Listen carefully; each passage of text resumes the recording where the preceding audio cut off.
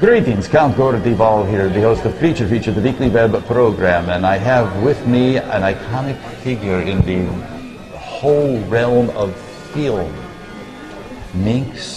Hi, Count. Hello. How you doing? I'm doing fine. I have to share with my fans the story of how we met 2 days ago. I walk into the celebrity room, and she's the first celebrity I see, and we're chit-chatting, and I don't know what it was that I said that provoked you, but you said the words, "Bite me," without thinking, and I tried. You did, but the neck was faster than the teeth. And then the look on your face when you said, "What did I say?" Wrong person. It was just classic. Yeah. You know, seriously, I mean, you have a unique place in the role of Hollywood. Well, I wouldn't call it, I don't know about Hollywood, but I certainly, well, I mean, you know, I've been in films that are that are absolute classics, yes, that are films to be seen. And that's quite an accomplishment. I'm very proud of it. Things that we've done, the things that I was in the 70s are still in print. And that's amazing. Which is really amazing. And when you think of how many movies were made and how many of them are collecting dust in someone's garage right now. The Independent Film Channel is still showing films. Actually, they're not still showing, they're starting to show films that we made in the early 70s. Incredible. Actually, weren't you actually in John Waters' first film? No, I was in his first feature. First feature, okay. But I was in his second film. Second film. Yes. 8mm. It was triple projected. 8mm. In order to see it, you had to have 3 8mm projectors and a tape recorder. Yes. But I was in that, and we showed it. But you can't see it. I mean, it's unavailable to be shown anymore. And that was called Roman Candles. Yeah. So I was in that. Now, I'm going to ask this question because I didn't research it. Is there a John Waters film you haven't been in? Yes. I was not in his very first one, which was 10 minutes long and black and white 8mm. I was not in that one. And that's called Hagen and Black Leather Jacket. And there are 2 other shorts. The Diane Linkletter story, which I was laid up with hepatitis. And there's another one called Eat Your Makeup, which is also a short, an 8mm short. And I was in Europe when that one was done. So there are those 3. But I've been in every feature. We were chit-chatting a little while ago about this. How did you meet John? John and I grew up about 10 miles apart, but we didn't meet until we were teenagers. Okay. We met, actually, the summer after I graduated from high school. I met him in Cape Cod. He and I were both summering on the Cape. Oh, yes, we were summering on the Cape. How wonderful. So we were both in Provincetown, and we had a mutual friend who introduced us. And then by the end of the summer, he and I and about 5 or 6 other people were all living together, in this really funky commune in the end of town. And the rest is history. At the end of the summer, we moved back to Baltimore and moved back in with our parents, our respective parents, and made peace with them. Sometimes. You've done some of the roles you've done. Wacky would be a good term. Well, I don't know, because wacky implies sort of screwball comedy. No, okay. And I wouldn't call them that. No, but they're really pushing odd. the envelope. Oh, yes, yeah, they're odd. Pushing. Yeah, they're extreme. Do you have any favorites? Yes, I do. I love this character, Taffy Davenport from Female Trouble. She was my absolute, still is the favorite character I've ever played, and I've loved all of them, but Taffy. Why? She was a misunderstood child. Empathy? She was she was a difficult and a misunderstood and unhappy child. Yes, so she was based on John Waters' own childhood, my own childhood, and a couple of other people thrown in. I mean, there's nothing real about what she did or her circumstances, but there were certain aspects of John and me that were incorporated in her, written into her in the script. You've done, obviously, the John Waters feature. You've also done features that haven't been done by John. Well, is there a difference working for John versus your more traditional directors?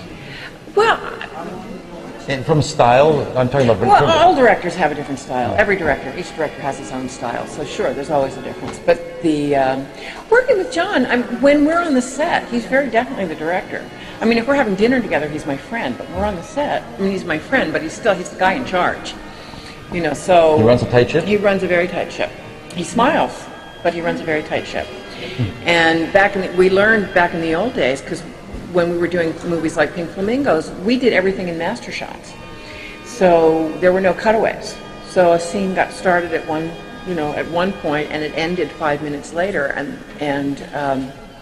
So we learned very early on, working with him, always to know our lines and never to make a mess, because there was no film. You know, like, I mean, it's like there was no money for mistakes. There was no money for reshoots. So we had to do it right the first time.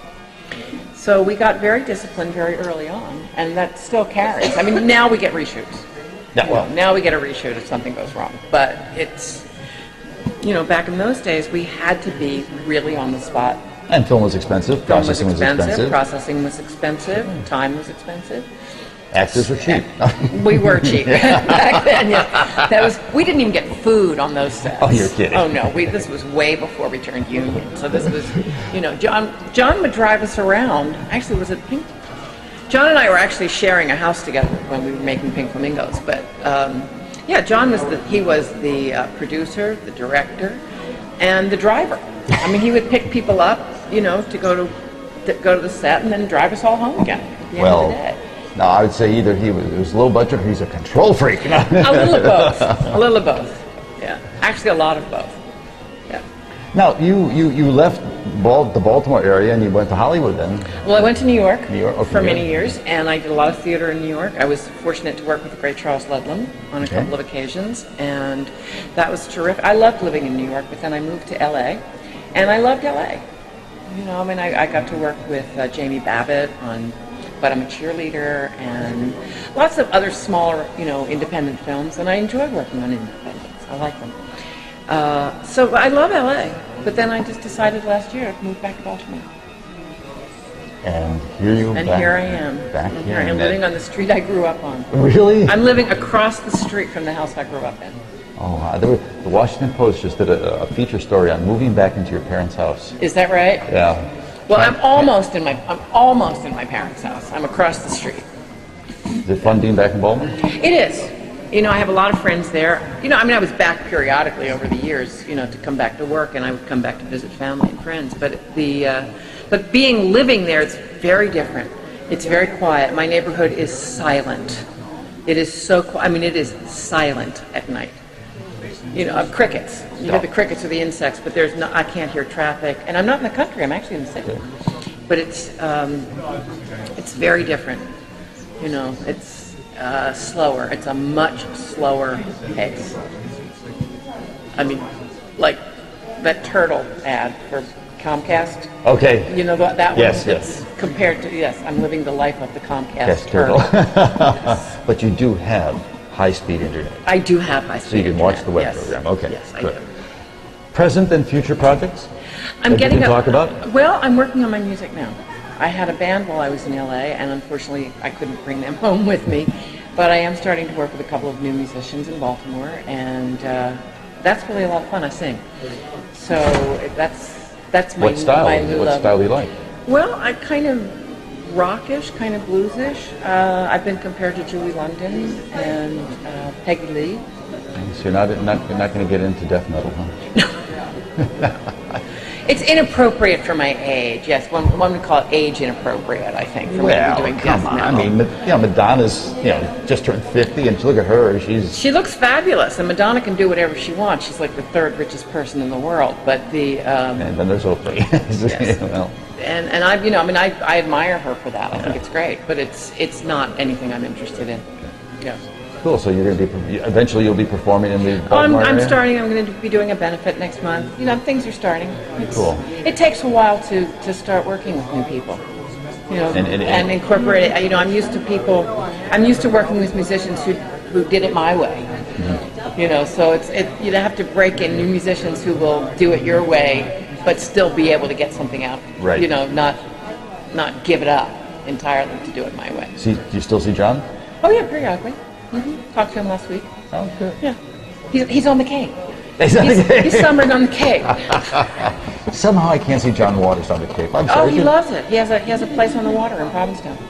Incredible. Yeah, he's been going there every year since the year that I met him, which was '66. He goes there every single summer. Cool. So that's 40-some years now he goes there. Yeah.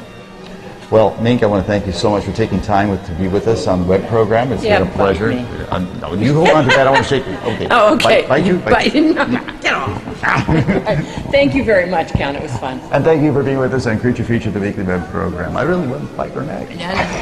No. I've got insect repellent on there. You'd be poisoned.